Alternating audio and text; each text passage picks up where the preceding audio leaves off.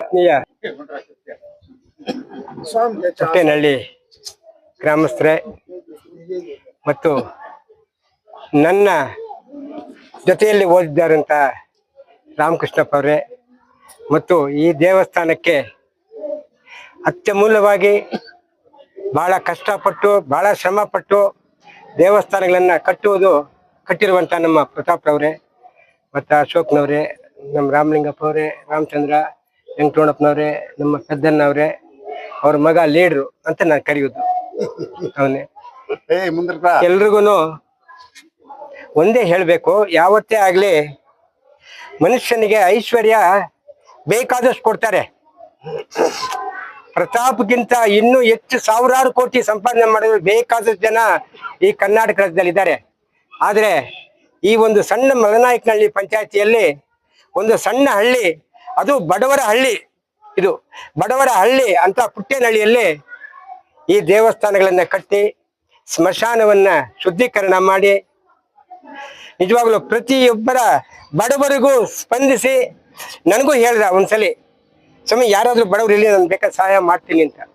ಯಾಕೆಂದ್ರೆ ಕೊಡುವುದಕ್ಕಿಂತ ಮುಖ್ಯವಾಗಿ ನಾನು ಕೊಡಬೇಕು ಅಂತಿದೆ ಅವ್ರಿಗೆ.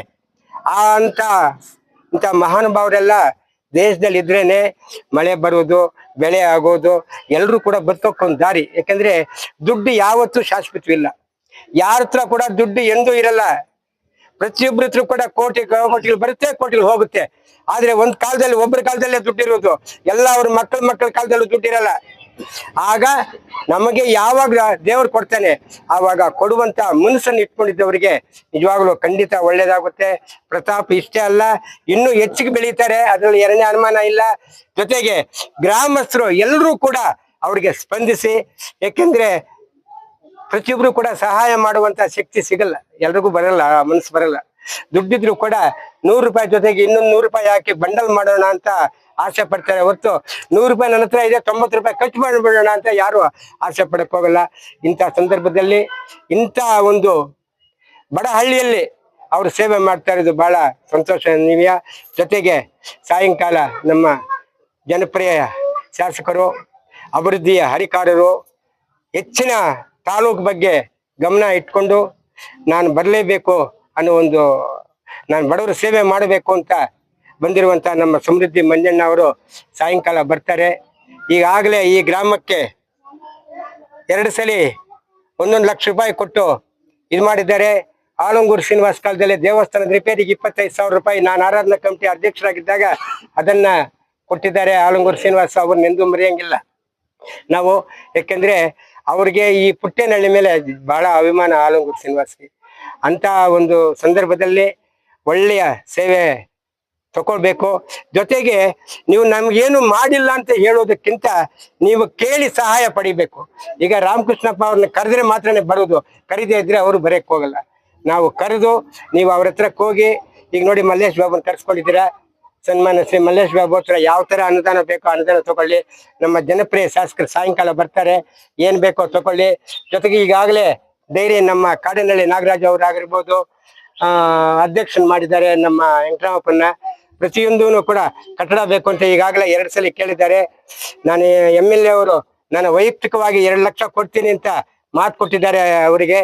ಜೊತೆಗೆ ಡೈರಿಯಿಂದನೂ ಕೂಡ ಅಮೌಂಟ್ ಬರುತ್ತೆ, ನೀವು ಕಷ್ಟಪಟ್ಟು ಪಾಯ ಹಾಕಿ ಅದನ್ನ ಕಟ್ಟಬೇಕು. ಪ್ರತಿಯೊಬ್ರು ಕೂಡ ಈ ಒಂದು ಒಳ್ಳೆ ನಮ್ಮ ಕಾಡೇನಹಳ್ಳಿ ನಾಗರಾಜು, ಶ್ಯಾಮೇಗೌಡ, ರಘುಪತಿ ರೆಡ್ಡಿ, ಇವರೆಲ್ಲ ಕೂಡ ಶ್ರೀನಿವಾಸ್ ರೆಡ್ಡಿ, ಇವರೆಲ್ಲ ಹತ್ರ ಕೂಡ ನೀವು ಸಹಾಯ ಪಡೆಯಕ್ಕೆ ಎಲ್ಲರೂ ಒಗ್ಗಟ್ಟಾಗಿ ಹೋಗ್ಬೇಕು. ನೀವೆಲ್ಲರೂ ಕೂಡ ಒಗ್ಗಟ್ಟಾಗಿ ಹೋದಾಗ ನಿಮ್ಗೆ ಪ್ರತಾಪ್ಗೆ ಒಂದು ಬಲ ಸಿಗುತ್ತೆ, ಒಂದು ಶಕ್ತಿ ಸಿಗುತ್ತೆ, ಕೆಲಸ ಬೇಗ ಮಾಡ್ಕೊಡಕ್ಕೆ ಒಂದು ಇದಾಗುತ್ತೆ.